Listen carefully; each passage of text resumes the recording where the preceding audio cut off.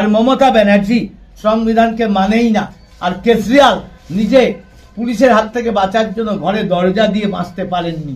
এই রকম চোরের হাতে যদি ক্ষমতা যায় তাহলে দেশের কি পরিস্থিতি হবে এবার অনুভব করুন।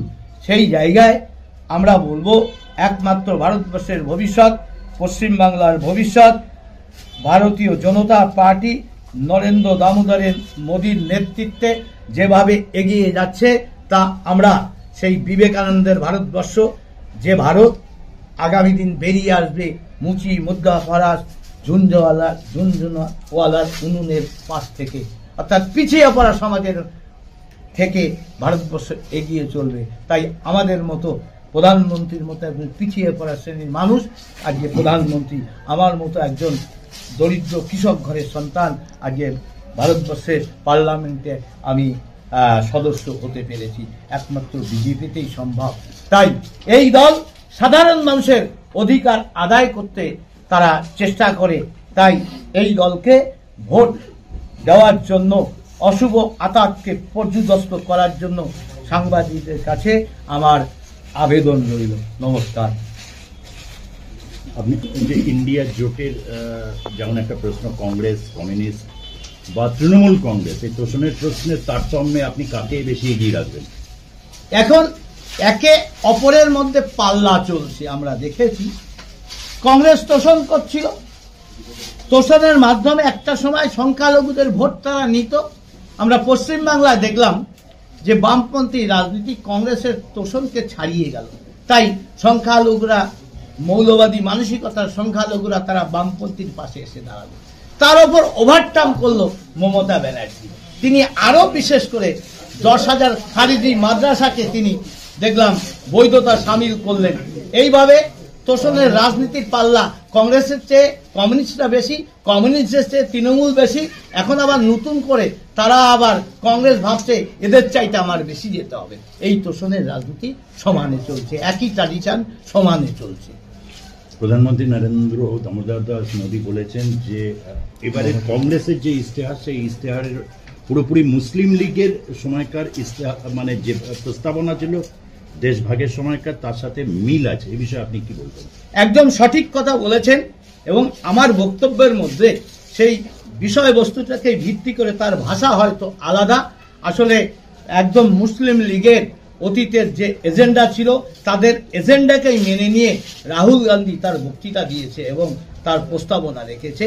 আগামী দিন সেই পথেই ভারতবর্ষ এগোচ্ছে। তাই ভারতবর্ষ কি সেই পথে যাবে, না নরেন্দ্র মোদীর যে নতুন ভারত, বিবেকানন্দের ভারত এগিয়ে যাওয়ার চিন্তা ভাবনা করবে?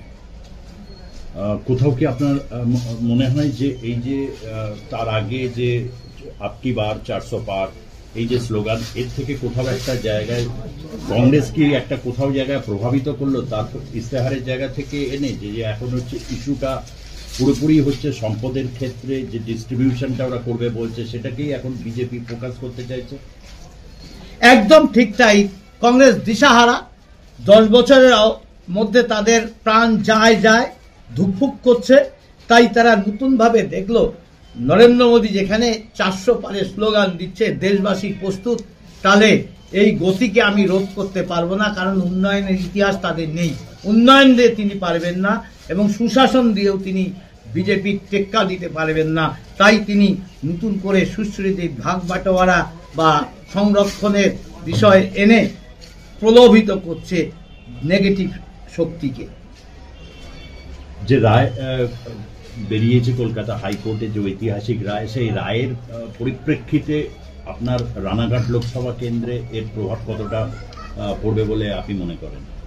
দেখুন, একটা সরকার যে টোটালি চোরের সরকার এবং ব্যর্থ সরকার, সবচাইতে এত দুর্নীতি করেছে, একাধিক মন্ত্রী জেলে যাচ্ছে তবুও তাদের সরানো হয় না, এবং একের পর এক হাইকোর্টের রায় হয়েছে। গত পরশু দিনের যে রায় হয়েছে, মমতা ব্যানার্জির যদি মনুষ্যত্ব থাকতো, বেকার যুবকের প্রতি কোনো দুঃখ দয়া মায়া থাকতো, তিনি গদি ছেড়ে সাধারণ মানুষের সঙ্গে সামিল হতেন, বলতেন আমি ব্যর্থ হয়েছি, বাংলার উন্নয়ন আমি করতে পারিনি, আমি বেকারদের চাকরি দিতে পারিনি, সর্বক্ষেত্রে দুর্নীতি, সব ক্ষেত্রেই কোর্টের অর্ডারের সমস্ত চাকরি বাতিল হয়েছে, চাকরি যাদের দিয়েছিল সেটাও আজ বাতিল হলো। এই দুঃখ দুর্দশার জন্য অপদার্থ চোরের সরকার মমতা ব্যানার্জির মদতে হয়েছে। টোটাল প্রশাসনকে তিনি চোরে পরিণত করেছেন, শুধু দলের লোক নয়, প্রশাসনের লোককে পর্যন্ত দলদাসে পরিণত শুধু করেননি, চোরে পরিণত করেছেন বলে আজকে এই অবস্থা হয়েছে। হাইকোর্ট এইভাবে রায় দিতে বাধ্য হয়েছে। তাই আমি বলেছি, যতই বেকাররা আজকে বেকায়দায় পড়েছে তাদের দুঃখের সঙ্গে সামিল হয়েও বলছি, বাংলার মুক্তির জন্য এটা প্রয়োজন ছিল। শুধু এটা প্রয়োজন নয়, এর সঙ্গে যারা যারা জড়িত কঠোরতম শাস্তি, প্রয়োজন হলে নতুন করে বিল এনে এদেরকে যাবজ্জীবন জেলের ব্যবস্থা করা উচিত আমি মনে করি। মুখ্যমন্ত্রী মমতা বন্দ্যোপাধ্যায়ের বক্তব্য, এই রায় যেটা হয়েছে হাইকোর্টকে তিনি বলছেন এটা বিজেপির আদালত, কি বলবেন? দেখুন, বিজেপি মানুষ নিয়ে চিন্তা করে, তাই মানুষের উন্নয়ন করে। বিজেপি ন্যায়ের পক্ষে চলে, তাই ন্যায়ালয়ের বিচারপতি আইনের পক্ষে রায় দিলে বিজেপির সঙ্গে যদি মানসিকতার সঙ্গে মিলে যায়, তার জন্য বিচারপতি দোষী নয়, তার জন্য বিজেপি দোষী নয়। আমরা নীতিনিষ্ঠা প্রতিষ্ঠার জন্য যাই। তাই রায় কার মিলল এটা আসল কথা নয়। মমতা ব্যানার্জির লক্ষ্যই হচ্ছে বিজেপিকে অপরাধী করে একটা সম্প্রদায়কে তুষ্টিকরণ। আর তিনি হাইকোর্টের রায়কে মানেন না। আমার তো মনে হয় এর জন্য ওনার শাস্তি পাওয়া উচিত। কোর্টকে যেভাবে অবমাননা করছে, তার রায়কে যেভাবে বৃদ্ধা আঙ্গুল দেখাচ্ছেন, তিনি সংবিধানকে মানেন না, তিনি বিচার বিভাগকেও মানেন না। তাই অবিলম্বে তার গ্রেপ্তারি প্রয়োজন।